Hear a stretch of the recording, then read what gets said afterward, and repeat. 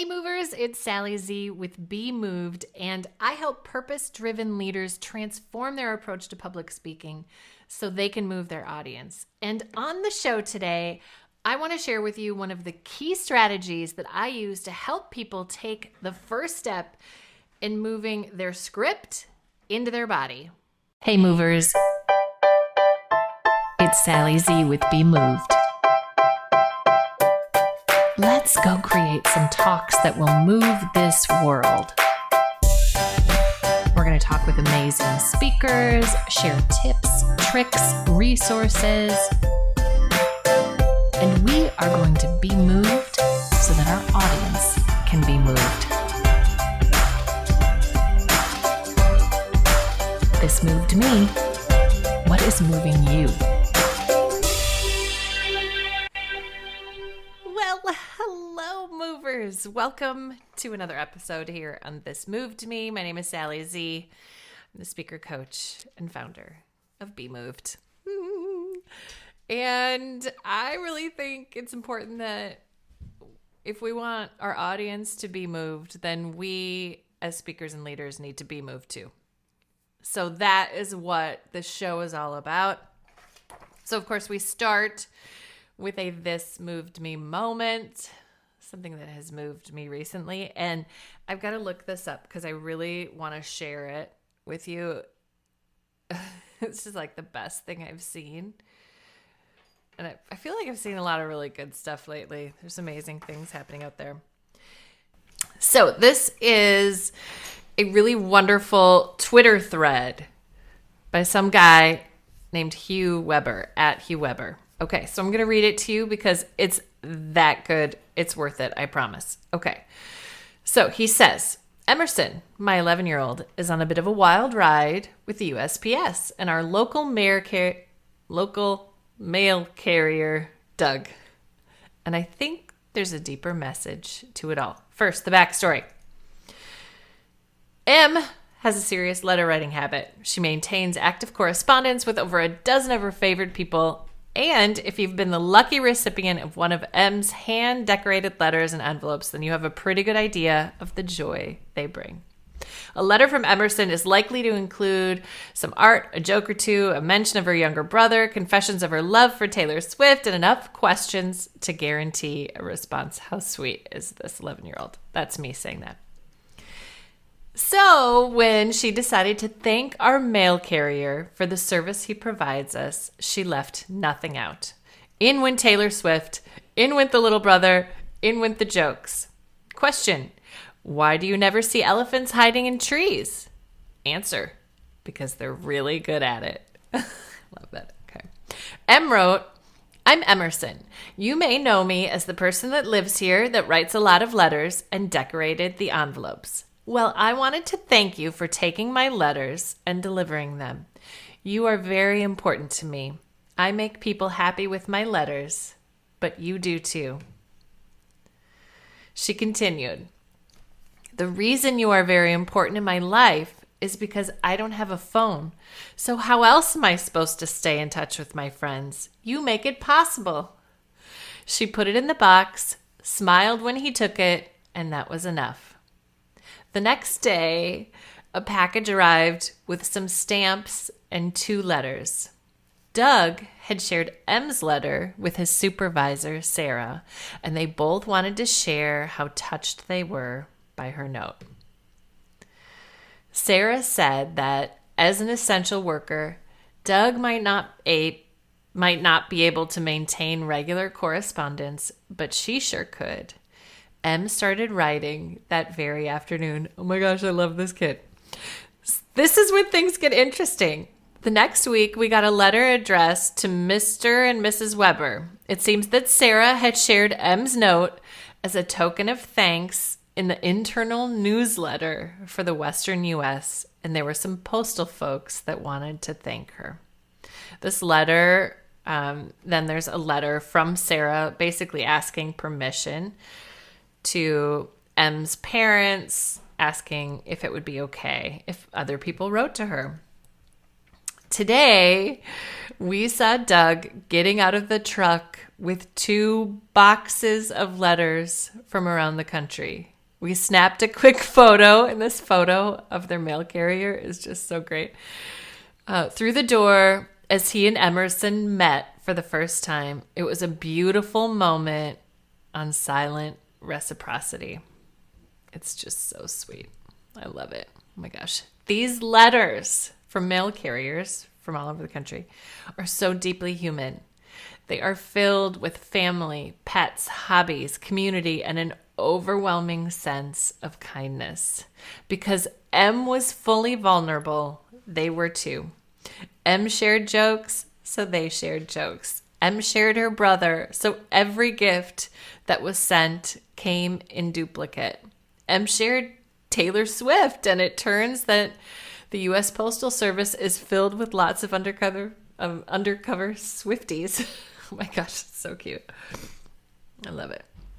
Okay, so people sent stamps so that she would write her back. She got 218 stamps from people from all over the country. But Hugh, her dad, said there's something more in these letters. People felt seen, some for the first time in a long time. Quote, I work alone in a small rural post office. Quote, oh my gosh, I'm going to cry. My kids all live far away. Quote, not a lot of people think about how hard we work. One wrote, quote, I can't tell you how much it means to read your letter. Another, quote, I have a son in Kuwait, and if you have a second to send him a letter, he would love it. And another, quote, I know you can't write back to all of us, but maybe I can drop you a line from time to time. Oh my gosh. With dozens of new pen pals, M did what she does best. She wrote the dad. She wrote the son.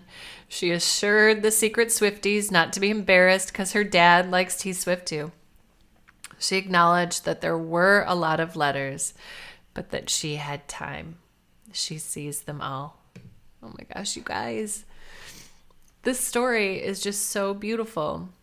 And Hugh says, I'm not sharing this because I'm a proud dad. I would share it. I'm sharing it because it's relatively easy if we take the time to give others the one thing they need to be well, human connection. I have a friend that says we all just want to be seen, known, and loved. M does this boldly. So Emerson. So Emerson, thank you for this amazing gift that you are giving to people all over this country, and it's spreading all over the world. Thank you for your small but mighty gift of letter writing.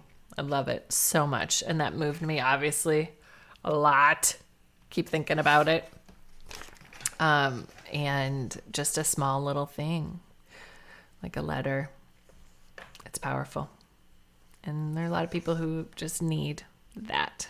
And so thanks to an 11-year-old for reminding us how powerful our words and our actions can be. Love it. Okay.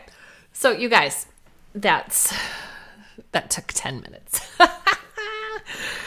but worth it. I hope worth it. We need those reminders that we can be moved and how we are moved as leaders so that we can really continue to move our audiences. So, okay, today's topic is all about the walk and talk. I know it sounds a little bit like a fast food restaurant of some kind or something, but it's really about a trick that I discovered about 15 years ago and can be really helpful in your delivery development. I was working with someone at this organization who was really struggling to get the content from the script that was running through his head down into his body. He worked really hard on the script. It was a beautiful script. But then when he got up to deliver it, it was like I could see the script running through his head. And it wasn't in his body. He wasn't really fully present with us. Like the emotion didn't come from the body. It was just like a neck up experience. And honestly, it's just not very impactful. Right? It's not boring. And it's not that it's not kind of interesting because the content was good, but it didn't really impact the audience.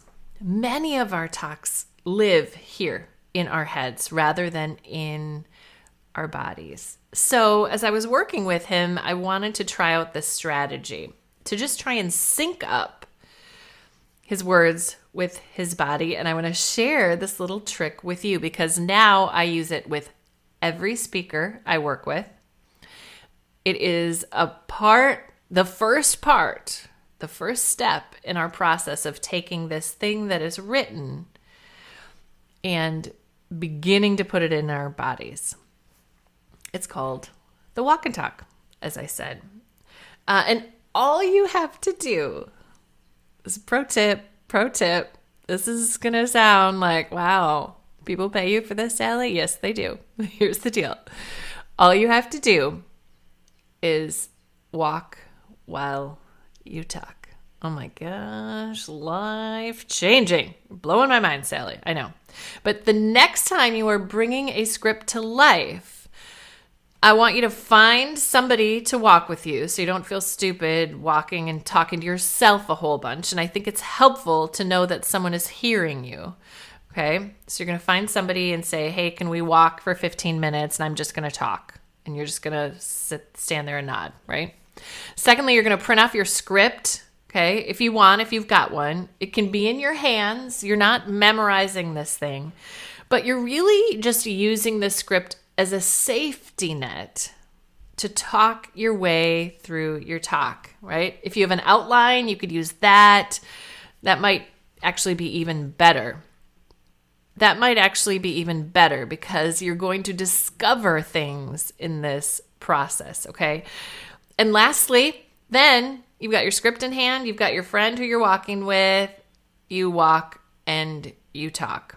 Okay, what's so brilliant about this is that you cannot distract yourself with the complexity of the performance. It's not about the performance. It is simply syncing your body up with your words. There's no prep required. I'm going to say that again. There's no prep required. You just walk and you talk. And here's the deal, my friends. I would like to see your walk and talks. If you are working on something right now, okay, and you're in the process of memorizing, I want you to try the walk and talk, okay? Take a pic of yourself walking and talking and tag me, Sally Zimney, or Be Moved Speaking, so I can cheer you on. I would love that. Now, I have seen this strategy free people from a few different things. From this feeling of I've got to memorize word for word, and also free them from this feeling of I can't stand up until I know it really well. And that's not true. This is kind of this beautiful in-between strategy, and it's so simple and so easy. You're going to be like, is this really something? But I want you to try it and use it and play with it.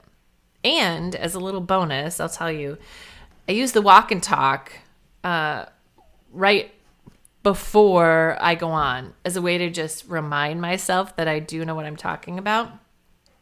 And it gets me in my body again instead of standing in one place and going through it. But you just got to sync up your body and your words. It will help you begin to shift it down out of your head.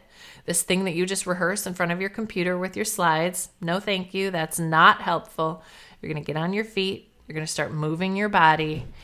And it's really interesting what comes up, what comes out, the things that you think of, the things that change.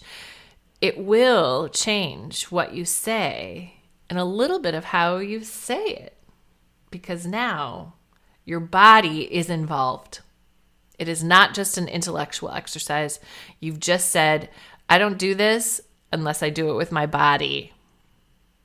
And you set that expectation, and that makes all the difference. So, such a powerful, easy pro tip for you on delivery. All right, now, my friends, as you know, we are in the middle of stepping towards the Signature Talk course that is launching in June. I cannot wait. It's going to be awesome. I'll share more with you about it another time. But really right now, as we're moving towards that, we are getting as clear as we can on the topic for that talk. Now, a lot of you come to me and you have a topic, but then once we sit down, we realize, you have an idea, which is different than a topic. And so if you go download the TED Talk Jumpstart Kit, there's a fabulous PDF in this little kit that helps you get really clear on what your topic is. Because really what we're looking for is we're looking for your take on the topic. So you've got to do a little exploration to get there. And so there's some powerful exercises in that PDF that will help you get clear on that.